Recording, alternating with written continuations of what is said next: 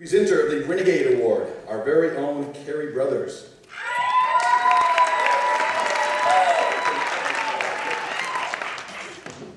Hello, everybody. First of all, on behalf of everybody at the Hotel Cafe, all the musicians from Los Angeles, I want to thank the Vail Film Festival for having us again this year. We love playing the opening night party, and last night was great too. But I'm here now to talk about Zach. I met Zach Braff when we were in college at Northwestern University together. We became very good friends in Los Angeles when we were broke artists together. He was waiting tables, and I was a struggling musician playing open mics around town. We didn't have much, but we both had pretty big dreams in a town that is filled with people with a lot of failed big dreams. But the thing I admired about Zach was he didn't really take no for an answer. He willed his career into existence. Obviously, he has the talent for it, but more importantly, he had a vision. Based on a brilliant short film that he had done at college, I always thought his plan A was going to be directing. To me, it seemed he acted mostly to work with great directors, like when he was in the Woody Allen film Manhattan Murder Mystery. But frustratingly, he was a really good actor too. And then he got this lead role in this TV show called Scrubs, as if being talented in one field wasn't good enough. Really? He suddenly had an Emmy-nominated acting gig as his plan B. But it was all part of his stubborn vision. He used the success of that show to get a script off the ground called Garden State. By the way, if you're counting, that's plan C. It was a movie about the truths of going back home. It was partly autobiographical and fine storytelling that touched a generation of people that tell me about it all the time. But he had to fight to make the movie the way he wanted to do it. From day one, people balked at this first-time director's wish list of actors, and then he got Natalie Portman. When he decided to pick the soundtrack himself, he won a Grammy for it. And as a musician, he reminds me of that all the time. I swear, if he picks up a guitar and writes a great song and decides that music is his plan D, I'm going to punch him in the face. Luckily, he can't sing at all. Don't tell him I told him that. But really, he can do anything else. He even makes for a pretty cute puppy voice in the Cottonelle commercials. As a friend, it's been an amazing journey to watch, and he's just getting started. So, Mr. Zach Braff, the man with the plan, multi-hyphenate, actor, writer, director, cute puppy voice, and friend, and pretty damn good at all of them. On behalf of the Vail Film Festival, I'd like to present Zach Braff with the 2010 Renegade Award.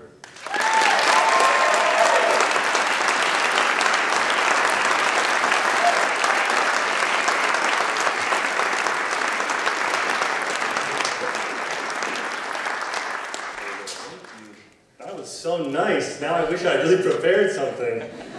Thank you, Cary, so much. Wow, that's cool. When they first invited me to the festival and they told me I won an award, I was like, really? I never really win awards. Thank you. Who's won awards at this festival before? I'd like to know a little bit about it. I've heard of the Vail Film Festival. And they said, well, not for the same category, but Sophia Bush won an award. And I said, well, I love her work. And she's super pretty. And I said, who else? And they said, Olivia Wilde, Hayden Panettiere, Michelle Monaghan. And I said, I think what's happening is that they're just inviting really hot girls to Vail. Because, it's cold.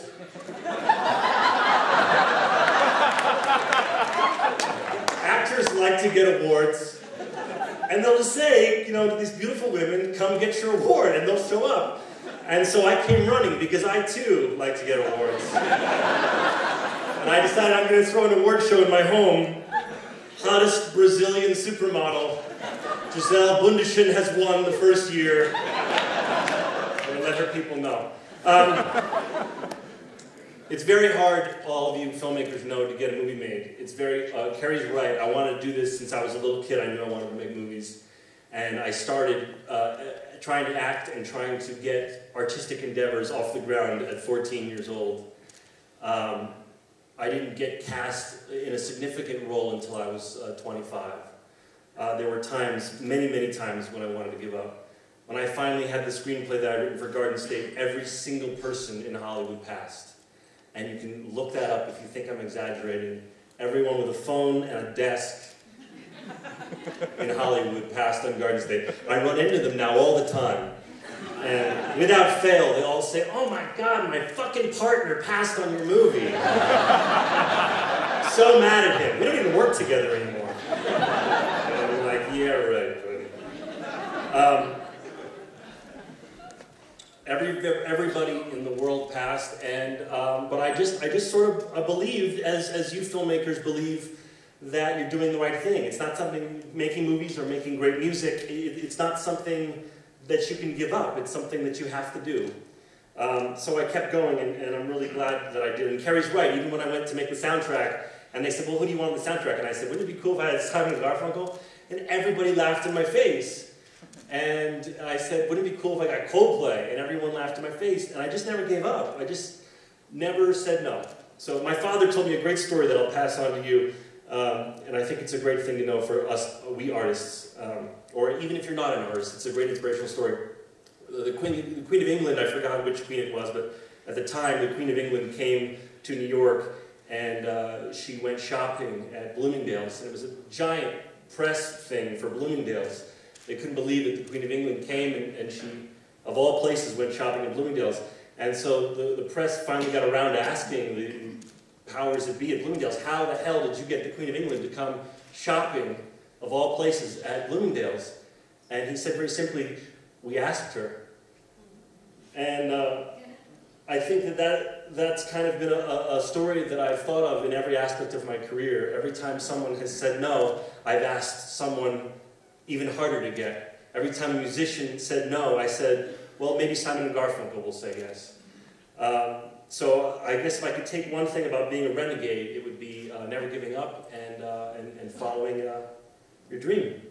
So thank you very much. I'm very honored. I'm joking about the hot girls. This means a lot to me. And come to my award show where we're giving Giselle an award. Thank you.